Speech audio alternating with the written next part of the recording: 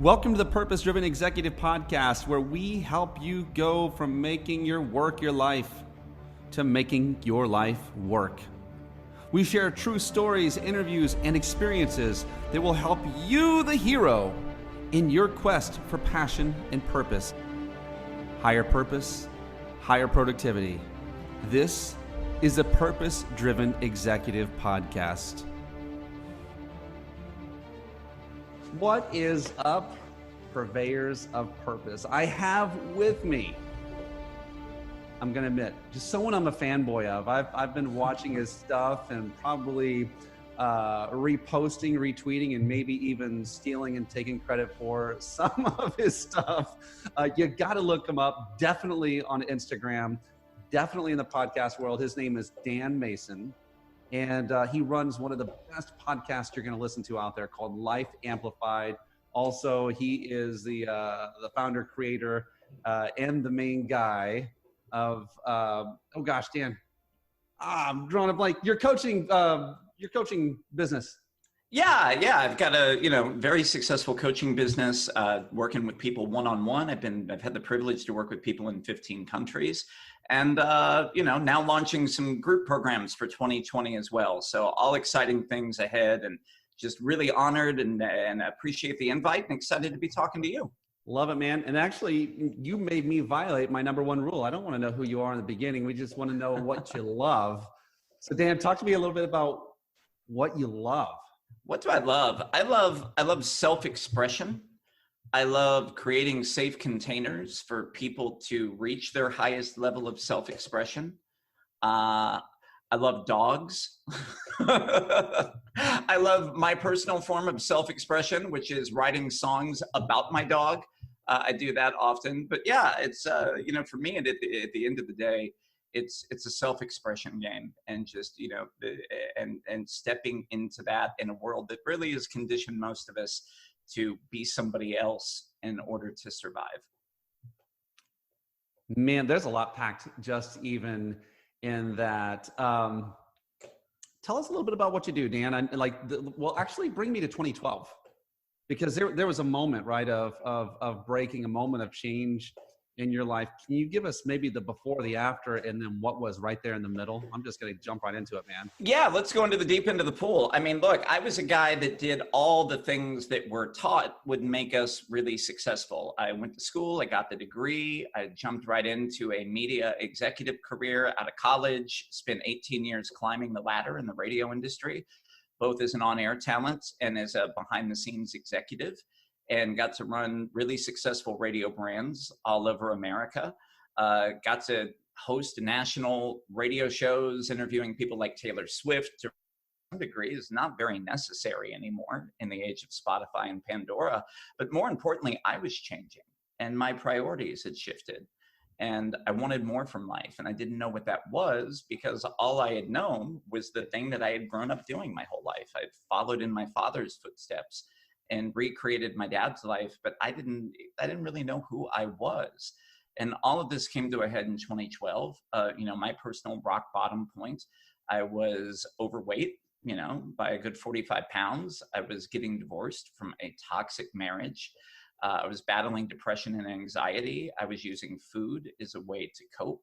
I was completely unfulfilled in my career, even though I was making amazing money, living in a beautiful house in a gated community. And underneath all that, I was also, battling suicidal ideation, because I knew what I did and I had no idea who I was. And that was the turning point for me of really going on a personal growth path. And I'd be lying if I said that I got it all right. I think my answers for a lot of those, from 2012 to 2015, was, if I just change things externally, everything will be great. And I did. I realized in that moment, there is tremendous power. Sometimes we think change takes so long, right? We think change is like this thing we got to climb uphill. And change happens the minute you make a new decision. Change happens the minute that you change your standards for your life. Progress can take a little bit of time, but not as much as you think. So from that point in 2012 of literally sitting at the island in my kitchen and wanting to write my suicide note, I ended up writing a letter to the universe And I got really clear about all the things that I thought that I wanted at that point. And within 90 days, I sold my house at the bottom of the market for 50 grand over the asking price. I lost all the weight. I created an entirely new job, still in the radio industry, but moved cross country to the exact city I said I wanted to live in. Made all these amazing relationships on the way out, because for the first time in my life, I learned to be vulnerable and to be able to ask for help and support from people. And, went cross country. And the funny thing is I compare that. And even though all that transformed in 90 days, it was all this external stuff, right? It was like buying one of those fixer-upper houses on HGTV that's overrun with mold and being like, well, just slap some paint on it and we'll put some new shutters out front and fix up the landscaping. I looked great. I felt better, but the house was still inhabited with mold, because my belief is that there was no other path to income outside of leaning on corporate America. So I got this bigger job and it was great for about 3 months until it wasn't. And I wrote out a 2-year contract there. And I said, man, if I get an even bigger job in a different market for more money, then I'll really be happy. And moved to Tampa, Florida in 2014, took the biggest title, running 3 radio stations, great financial package. And within 3 months, I was just completely empty and unfulfilled. And for me, that's when it became not so much an external conversation about, what else am I going to change externally? I had to go within. And that was really the big question, where I had to figure out, A, do I even have a purpose? And B, what is that? And C, how do I figure it out and bring that forward into the world? And that was really where the real work began. Losing the weight, getting through the divorce, that wasn't the real work. I think, the internal purpose of figuring out who I was and who is the man I want to be in the world, that was the interesting part of the journey. Man, I love, Dan, I can't wait to dig into that. And like, as you were going through kind of like the levels, right, of where you're going through, it's interesting because most of us really don't succeed at that high, at a high level. So it's easy for the world at large for us to say, oh, if I only did this, and it's almost like filled with self-hatred, right? I got to do this so that I can get here, and then I can get here. And so you saw yourself moving through these levels, but it wasn't satisfying. It's like it's like a Greyhound race.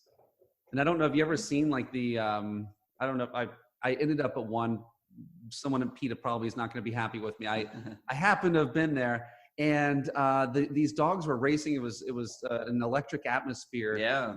You know what they were chasing? They chased that little electronic rabbit thing around the track. It wasn't even a real rabbit. It looked like and so like so many of us, I think, we're chasing something, and at least it could be a rabbit, but no, it's not even real. Like we're chasing that stuffed weird animal.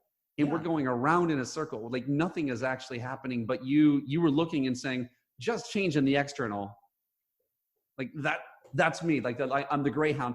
There was like something had to chiropractically be put in place on the inside. And I want to ask, I guess, Dan, like when you were there, man, like there had to be, was there a specific call to action for you? Was there something, a message inside or from outside that said that this is that I'm chasing the air when I'm doing it this way? There was one night I met my buddy Eric out for dinner, and Eric worked for a music management firm and, represented a lot of, really big musicians. And we went out to dinner one night, and I'd been at the job, maybe 90 days. And I meet him at the restaurant and we sit down. He's like, oh my God, tell me all about it. This is going to be great. You must be so excited. And I just looked at him and I felt dead inside. And I said, Eric, this is my last contract in radio. And I was surprised I blurted that out. I mean, because I had no plan moving forward. And his response was, well, what are you going to do? So this came from your mouth without a plan. You listened, you heard yourself saying this. Yeah. And I told him, he said, what are you going to do? I said, I have no idea, but I'm going to figure it out. And I delayed and I procrastinated. And then by about April of that year, so that would have been December, if we move ahead like 3-4 months, By that point, I ended up contracting shingles. I was on blood pressure medication. I was only 38 years old. I went to my doctor. I was like, wait, shingles is for old people. Like, why do I have shingles? He's like, what's your stress level like? I was like, through the roof. I was miserable where I was. And that's really where I got serious about hiring my first coach. Up until then, and I will say after that thing in December, I had tried some other things. I didn't know. Like my major in college, I did communications, but I also did acting. So I thought, well, I'll write a Broadway play. I was like, I like writing. I like theater. I can write a Broadway play. So I was doing things like I went to a writing workshop around New Year's in New York and realized I had no gift for writing characters or dialogue. As much as I love writing, that wasn't my thing. But in that decision of doing the wrong thing, I ended up networking with somebody at that event who posted a podcast on his Facebook page because we became friends. And that the man who hosted that podcast ended up becoming my very first coach when I reached out in the spring. So, even the wrong action, what you believe is the wrong action, always has a way of leading to the thing. And I think that that's a really important thing for people. So many people stay stuck because they're like, well, I don't know where to start. Because underneath it, we believe, if I make a mistake, I am wrong. Or what if I do the wrong thing? That means I'm not enough. And like it's irreparable. Yeah. And the wrong decision often is the thing that leads you to the right one. Right. At least it gets you moving. Most people are just paralyzed and stuck in the quicksand where they never move. I'd rather fail and, but fail forward than stay stuck in one place. So that was the process. I worked with my first coach. 6 months later, I came home disgusted from the job one night, and I'd been flirting for a couple months with the idea of launching this coaching business. And I was doing like little free, workshops and meetups through meetup.com. And I came home completely disgusted on a Friday night, had about 3 glasses of wine because I was still coping at that point. And I bought my web domain. And I was like, well, I'll use this in 2 years. I thought it was on a 2-year plan. And then I walked into that job the following Monday, and my boss and I had a sit down where they knew I wasn't happy, and I realized they weren't happy, and we ended up parting ways the Monday after that. And I walked out of the building, and I was like, this is it. I got to go now. Now's the time to leave. And I was terrified. Because I had no idea whether, as much as I felt called to help other people who were stuck in careers that they hate, I had no idea whether I'd really be able to help them. I didn't know if people would pay me for it. I didn't even have a website. I didn't know how to find clients. I had never, I had sort of operated other successful brands, but I had never had to put myself out there as a brand. And that was terrifying. But in hindsight, like it was just all divine timing. And I think sometimes once you make a committed decision, for me, buying the web domain was the committed decision. And then the universe said, no, move forward now. And I did. I love that. So like, it's interesting. I just even, and I want to dig into the coach thing too, because I do believe we do need someone external from ourselves, right? To get to where we're going, or at least to accelerate that. But the idea, Dan, that it wasn't the strongest of action. Buying a web domain isn't like the hardest punch, right? It's just like, but an action, and it wasn't the most knowledgeable of actions. And even so in doing your Broadway, right? It's you taking a stab into this. So I've heard you say before that when you take one step towards your calling, towards your purpose, that the universe is taking 3 steps towards you. And that's what I'm hearing here. And I'm wondering if you can encapsulate that, maybe just an encouragement to another who's looking, they don't know where to begin. Yeah. Everybody wants the perfect answer. We want to know. It's so funny. People are like, Dan, Dan, I am ready to be courageous. Now, soon as I know that I've got the perfect idea and I'm gonna make the perfect amount of money and nobody's gonna think I'm an a-hole and my family won't disapprove and my friends won't abandon me and I am guaranteed that I don't have to step back financially for a period of time, then I am ready to be courageous. Well, And I'm that's like, courage. well, you know what? That is not courage. And that's, most of us think we need perfect clarity before we begin. And you only find the answers to any of those questions once you start. So, the courageous action has to be the first thing. That is what will create the vision. You can always go pivot later. And that's what it was every step of the way. I'm going to this writing workshop. Okay. I don't even know why there's a bunch of real writers in this room. I'm not here. Why am, but it's been a series of just, making sometimes the wrong decisions.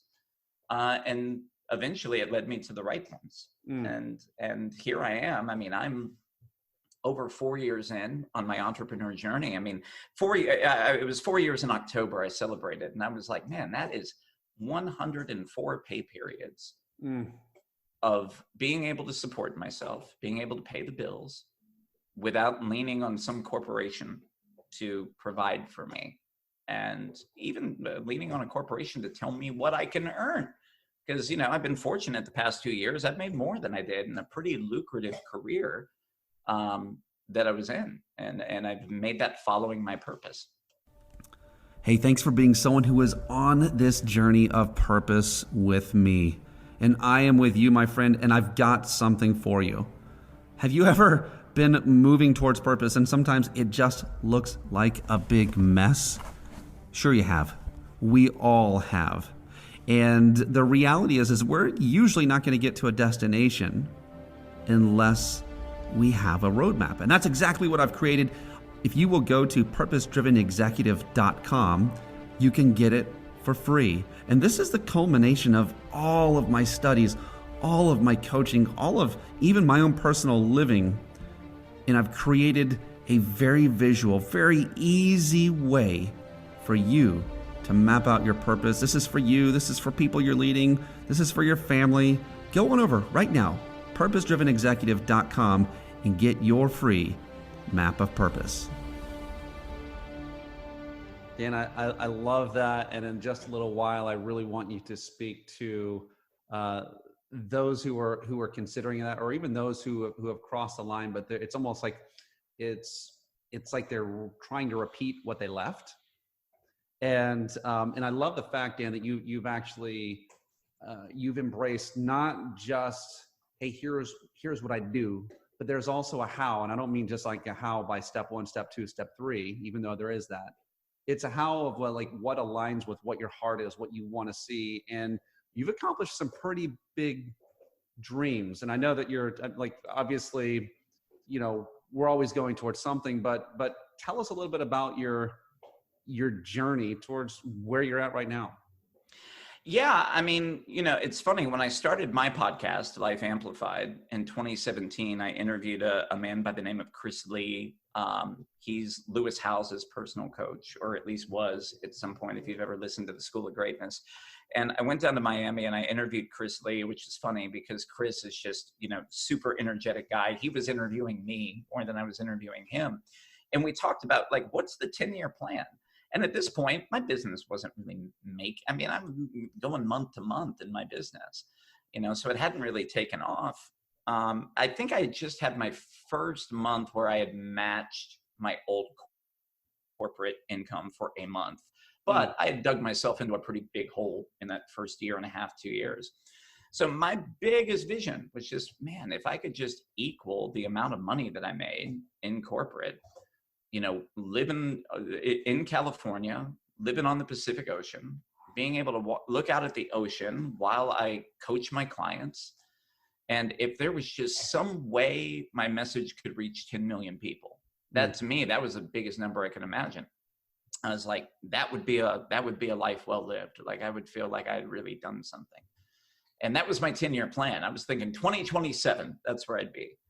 And I think 2 months after that, I debuted my podcast. It debuted #1 globally on Apple. I started booking media appearances on pretty big nationally syndicated radio shows. And I did an appearance in 2018 that I knew was going out to like 80 cities. But I looked at the producer when it was over. I was like, so how many people? He's like, yeah, about 10 million. I was like, oh, so we just reached that in one morning. I was like, okay, got to raise the bar.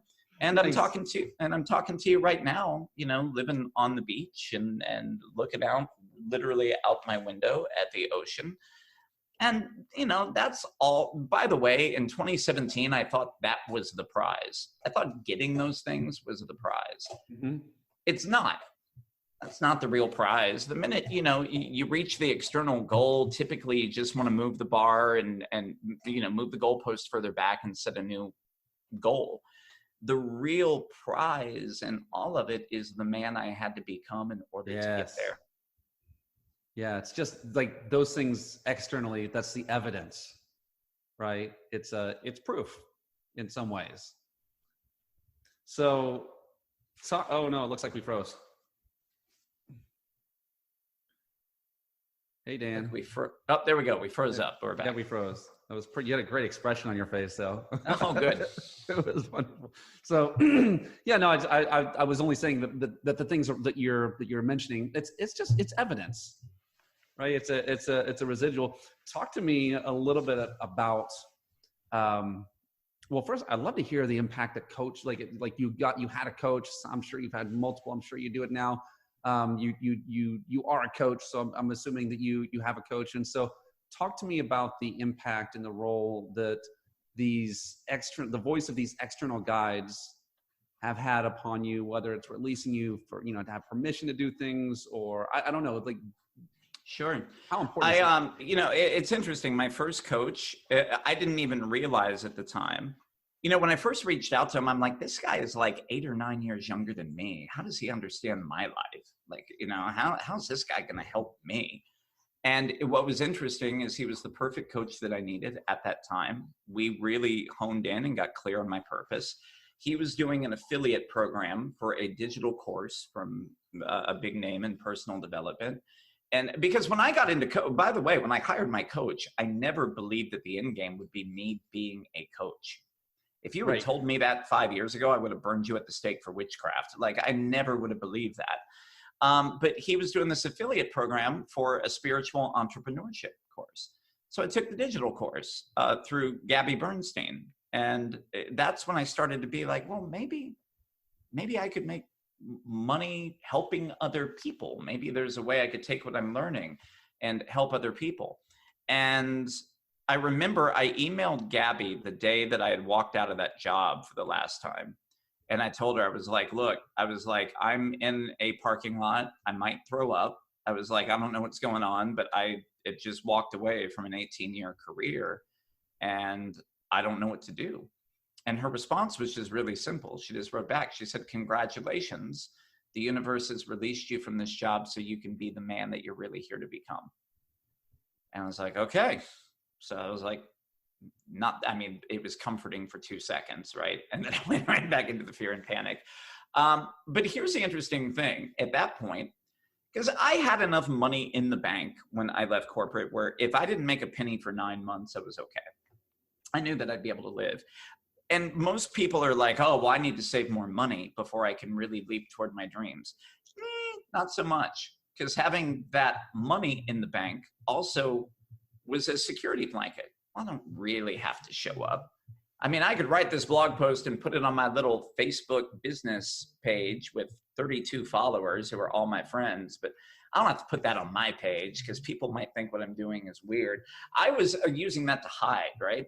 And on top of it, I quit investing in mentorship after I started my business because I was like, well, I got to save my money. And, you know, once my business is making like 10 grand a month, then I'll start, you know, investing. And that almost bankrupted me because, you know, I was getting some clients, but, you know, I was making 2-3 grand a month and certainly not the income that I was used to. And I kept dipping into savings and I stretched out that 9 months of funds for about 15, 16 months until I was down to my last few $1,000s and there was nothing in reserve. And that was the turning point when I realized I can't do this alone. I've never done this before. Why would I ever think I'd be able to do this alone? And that's when I signed up with another mentor. I did a year-long program, a group coaching program with Maston Kipp. That literally the investment on that was 4 or 5 times more than what I had in the bank. Mm. I knew that I had like enough money to pay for maybe the first 2 or 3 months of the program. And then after that, one of 2 things was going to happen. I was going to up level or I was going to go bankrupt. And I figured either way, I'll be okay. I'll figure it out. I just had faith that I would figure out the situation. And I made that investment, and the investment was more than my car. And I was driving a pretty good car back in corporate America. I made that entire investment back in 90 days. And again, that power of 90 days always shows up. Made that investment back in 90 days. I put my podcast out there, then it went number 1 on Apple. And then another 90-day cycle after that, I made more money in a month than I made in my first year as a coach. And, again, that was the rocket fuel. It was stupid for me to try to do it on my own. And Wow. It was just a pattern of avoidance, because it was always like a part of me. And that was something else I had to heal on the journey, was thinking I can't rely on other people. I got to figure it out myself. Mm. Which is a big avoidant pattern, depending on what your level of, attention and care that you got from your caregivers growing up. But that's a big thing that keeps people stuck, is the screw it, I'll do it myself. Good luck with that. Because nobody gets there alone. We're all on a journey. We all need help getting to where we're going. Right. And I love this quote. You've come back to it a couple of times, I'll figure it out. And I think in the beginning, that can be helpful, right? Because you combine that with I'm just going to make a decision. It's like doing Teddy Roosevelt, right? Doing the right thing is the best thing. Doing the wrong thing is the next best thing. Doing nothing is the worst thing. And you at least did one of the first 2, but I'll figure it out gets you to a point only so far. And yes, you will figure it out, and you will not figure it out on your own. That's the difference, right? And a good coach, by the way, isn't going to tell you what your path is. I never had a coach early on in that process that said, Dan, you should really consider becoming a coach. They just asked the questions for me to go within and figure that out for myself. And there's a lot of coaches out there, particularly in the career world, that are like, hey, just take this Scantron test and it will spit out what you should do based. And I'm not even making fun of that, right? Those people, I'm sure, get results for their clients. But most of the people that come to me have been spending their lives following a path that somebody else told them that they should want. They either did it because they followed in a family business. They followed their parents' advice on what was, air quotes, safe and secure. Mm. Sometimes they had a boss at a company that they kind of fell into who told them what their career trajectory should be. And that's part of the problem in the first place. When we talk about self-expression, which is my go-to, it's you expressing your highest self and not taking the prescribed path that somebody else told you should want. All right. So I've got a couple of things I'm going to throw at you. And one of those, as you were talking, it made me remember the intense, overwhelming amount of fear that I had, about almost a year ago, as I was leaving a non-corporate job, but just stepping out into something that was totally on my own. Sure. And I remember it was I think it was it's what a druggie must go through when they're going through withdrawals. It was that intense. And I'm sure I heard those echoes of fear come up. How did you get through that? What do you tell people that you're taking through that journey? And they're going to see that, they're going to sense that, they're going to feel that. What do you say about that boogeyman? About just overcoming the fear? Yeah. I mean, the fact that it's going to show up. I mean, how did it show up for you? And it still shows up. I mean, trust me, when I talk about an amplified life, it's not one without fear. That's not. Fear is going to show up at every new level. And there are times, even in my business now, where I do things where I'm terrified. The amplified life is just feeling the fear and taking the action anyway, That's and not being owned by the fear. that's good. Yeah. And trusting again, you know, a lot of this is trusting your own intuition, which most of us are told not to. Literally. I mean, think about this, Donnie, from the time we are children. You're told you're wrong. You're told, oh my God, you know, get off the monkey bars, you're going to fall and break your arm. Oh yeah. Or you're told, oh my God, go hug your uncle, even if, you know, hey, that uncle's a little creepy, I don't want to hug it. No, you go over there. We're like conditioned to, as a child starts to set boundaries early on, and maybe you don't want to go hug your parent when you're 5 years old. You're establishing your boundaries. And then a lot of times people are like, well, don't you love your mother or father? These are like the subtle little things that happen. And by the way, it doesn't mean anybody's got bad parents. These are just the things a lot of times parents do. But in that, we're sort of conditioned. Don't listen to your own instinct. You know, that boundaries are not okay. You should do the right thing. You should please other people.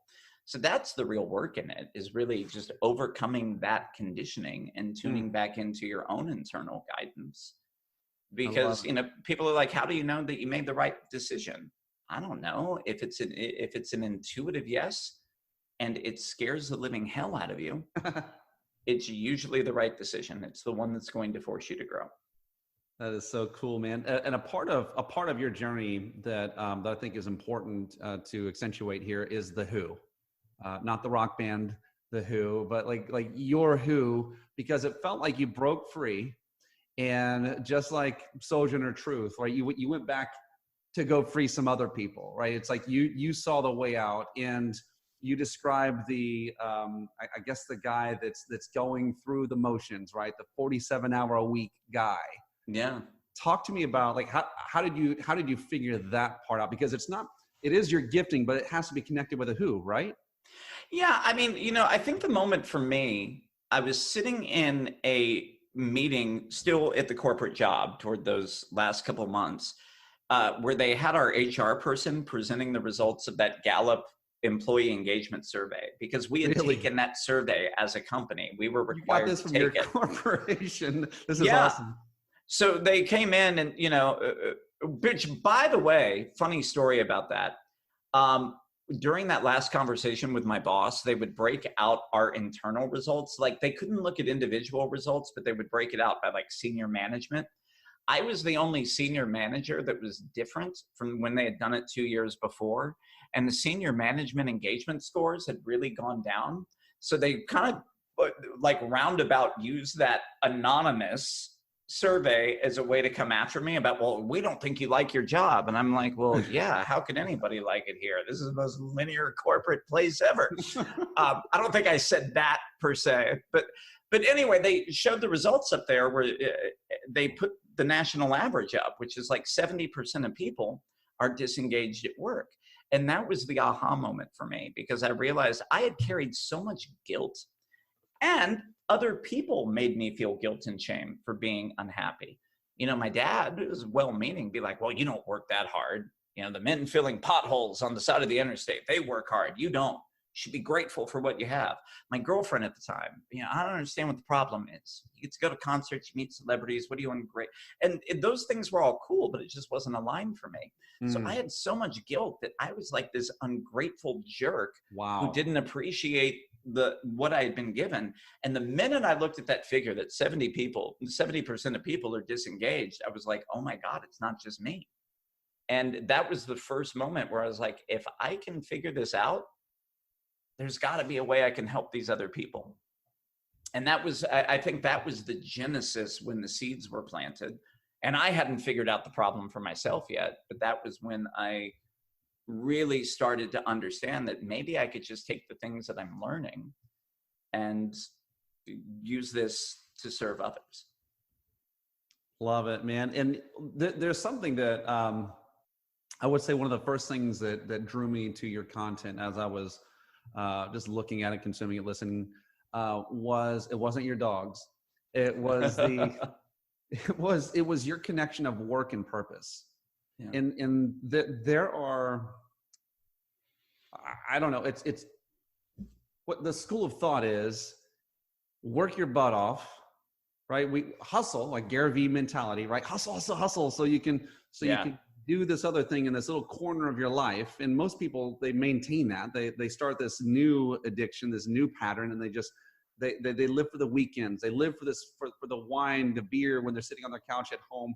But you really seem to like. Can you share with me a little bit of the message of how work and the work that you're doing and what you're doing with your livelihood, how that's connected to purpose? Because I think you have a lot to say about that. Oh, look, your job is not your purpose. My purpose is not to be a coach. My purpose is not to be a podcaster. It is those are the vehicles through which I live my purpose. Other people believe mistakenly that their purpose is to be a spouse, to be a parent. And it's none of those things. Your purpose is not something that exists outside of you. And that's the biggest problem. Your purpose is not something that can be taken away from you.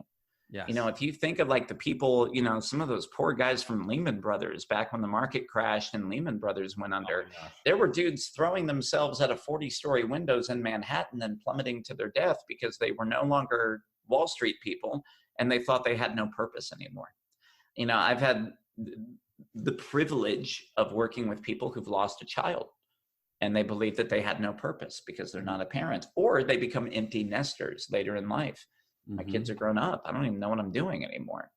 So if your purpose can't be tied to anything that you could lose, like if I somehow, you know, cancel universe, we're not putting this out there, but you know, my throat got crushed and I could never speak again. Does that mean I've lost my purpose because I couldn't talk to people and coach them? No, it's an internal force. But the problem is most of us spend our lives chasing an external thing. Yeah. You know, we're looking for a job that will give us purpose, when in fact the real work is to identify what your purpose is and then find the job that aligns with that. And it doesn't always mean entrepreneurship. I don't think everybody is cut out for entrepreneurship. This is not the best road for everybody. Sure. There's a lot of that talk in self-help about laptop lifestyle and blah, blah, blah, blah, blah. That's not, look, if you got 4 kids at home, it's not necessarily the right path for you, but you can latch on to a company that aligns with your values and you can figure that out. But purpose is just generated internally and your job becomes the vehicle through how you share it with the world. And most of us, you know, because really, if you're thinking about it, why do we set any goal that we have? Most people are like, oh, to have something to aim for, have something to accomplish. Yeah, but what happens when you accomplish the thing?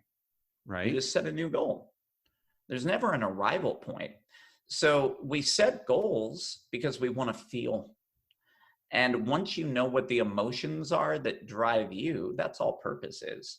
You know, it's an internal state of emotions that you generate and then give to the world through your service. So, but most of us, when we talk about emotions, we know the emotions that we had to feel growing up to get praise or approval. We know how we had to show up to fit in at school and who we had to be and what we were supposed to feel to fit in. We know what emotions that, you know, kept us safe in romantic relationships. And somewhere along the way, we lost connection to what it is we really want to feel and what drives us.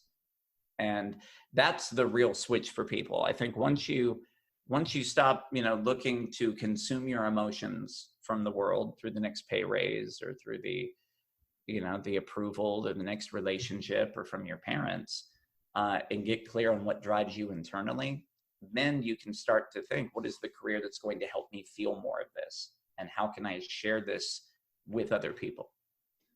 Dan, thank you for going all the way back and smashing the thing that became a cage for us when we were wee little lads, right? Where it's like, you know, it doesn't matter what you feel. Kind of like what you were talking about. Go kiss your grandma's mustache or your weird uncle or whatever it is. Like, disregard that. You go here, but the reality is what you're saying is to find those, like, I don't know, would you call those like the base emotions or the things that you would seek after, and then align, like, what is the picture that actually connects with those? Or so let's just say we did that. What do you feel like is the next step after identifying the emotions? Figure out what's going to help you feel that way more often and how you want to share that with other people. Now, that's, and by the way, I know that that's a bit of an abstract answer, right? Because again, we're so conditioned to be like, well, we want the step-by-step process to do it. And the process is going to be different for everybody. But it really is, it's identifying what it is that drives you, what emotions drive you, what helps you feel that way. And then once you can align that with what are you good at and what serves other people, like what does the world need, then you'll get there. The things that I do in my business aren't that much different than what I spent almost 2 decades doing in radio. What did I do in radio? I created content on a regular basis. I managed staffs. I helped them set goals. I helped them remove obstacles to reaching the goals. I held them accountable to follow through. So, I was a manager. I was a motivator. I was a leader. I was a writer. I was a speaker. In many cases, because I dealt with creative people, there was an element of nurturing creative people and kind of being the amateur shrink for them. Those are all the same things that I do as a coach, except now I get to do it in a way that's aligned with who I truly am and not the person that I had to be or that I believed I had to be loved, approved of, and, just to even be seen and heard in the world. I love that. So I know you work, Dan, with a lot of people who are, let's just say, exiting, right? Like they're hitting the same button that you hit. They're taking the red pill or the blue pill, whichever one in the matrix, right? That allow them to see the truth. They're doing this with themselves, and they exit. They go through the birth canal of fear, right? And that wonderful tunnel, and they're into now maybe it's entrepreneurship. Maybe they're finding or searching for something that is in alignment with them. That's often a messy place. Mm-hmm. So I want you to talk to that person a little bit. Again, this is that person who's the switcher, or they know that they should be switching. Yeah, I mean, this is what we're talking about when we get to the dark night of the soul, right? It's what that really is. And I heard Michael Bernard Beckwith talk about this one time, because it's the in-between. We're being pulled by a new vision for our lives, but we haven't become that person yet. However, we know that the person that we've been for the last 10, 20, 30 plus years isn't really who we are. So that's the identity crisis of, who am I? That is the proverbial midlife crisis, right? This is when people look for it in getting the new sports car or the convertible or buying the new home or, finding a new relationship. We're looking for it out there, but it's all internal, and it's really all that process of becoming, I always think nature gives like the most beautiful examples, like a lobster, continues to grow from an early age, but the shell doesn't. So eventually the lobster has to drop down to the bottom of the ocean and hide under a rock to shed the old shell and grow a new one that it can grow into. And then it comes back up where it can, where it's safe and it can just get about the business of being a lobster. So that's the hard part, is letting go of the old shell. And because so many of us, our identity is tied up in what we do, not who we are. And it's interesting, right? If you can grab hold of who you are, out of that emanates everything else. That's actually where all of these things that we really truly want are coming from. Take me to, I want your best Elton John story, your favorite Elton John story. And I haven't heard this for real, but I've heard that that Elton John, before he was Elton John, he played in a blues band called Bluesology, and he was known by no one, right? And it was the moment where he tore that down and became something new that really he's given the gift of his music and lyrics and all the great things that he's given to the world. Give me an example of someone that you've seen cross from, it doesn't have to be from obscurity to fame, but just from one place to another.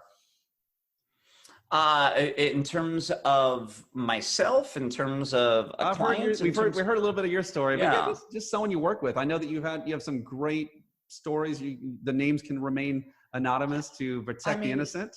yeah, so many. I had the privilege of working with a multiple gold medal winning athlete who came to the end of her professional career because of injuries. Same thing, like, well, oh my God, if I'm not doing this thing that I've literally trained at Wow, since I was a teenager, I'm not the since same. I was a child, who am I? And by the way, she had shared, and she might have shared this on my podcast when we talked one point, winning the gold medal. She stood up there and got the gold medal, and she wasn't even fulfilled by it. Mm. She's like, "This is it." Like, she thought that was going to be the finish line. But helping, guide her through a process of figuring out how she wanted to serve and get out of a post-athletic corporate career and figure out her next move. She's been able to do that. Also, just everyday people. I love, I love the people who are working at like the prestigious company, and they know that it is slowly sucking away their soul, and they want more, and they don't know if they can have more. But getting the emails like a year and a half later of, oh my God, I'm able to work from home, I'm able to raise my daughter, I'm able to set my own schedule, I'm free, and none of this would have happened if we didn't do the work. And not that I'm just there as a way shower. People can choose to walk the path or not. I'm not taking credit for it, because ultimately the client has to be the one to implement and put into action.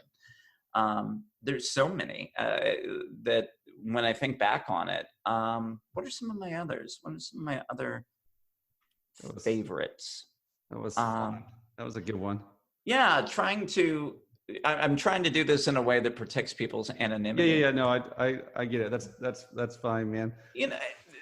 Yeah. I mean, people come to me in one of three places. They either want to pivot in their existing career and find a new role where they're at that makes sense for them. There are people that want to just transition into an entirely different career. And then there's people who've gone the route that we have, and they just want to become their own boss. And all three, I've seen all three of them do it. There was a client of mine who left her corporate architecture job, was terrified, and within 30 days of her business was making her first 10 grand a month, out earning what she was earning doing the same work for another company. And now I think she's doubled or tripled the income, traveling the world with her husband, training for marathons, and living life on her terms. So, at the end of the day, it's about you finding the path that's right for you. I've never told a client ever in, almost 5 years of doing this, what their path is, because that robs you of figuring it out for yourself. And that's where the real joy is. That is so good. I always tell people, if I'm doing my job right, you're not going to learn anything new. I'm just going to help. I'm going to reveal things that you already knew to be true. And I think that's the reality is that the teacher is definitely with them. All right, man, we are definitely, I have so many more things to ask you, but I'm going to stick with two more questions, and we're going to round it out. First off, sure. Tell us a little bit about, I know you have something going on with Sarah Riley. She's someone who's been on the show. She's awesome. I've had a lot of positive feedback about her time on the show.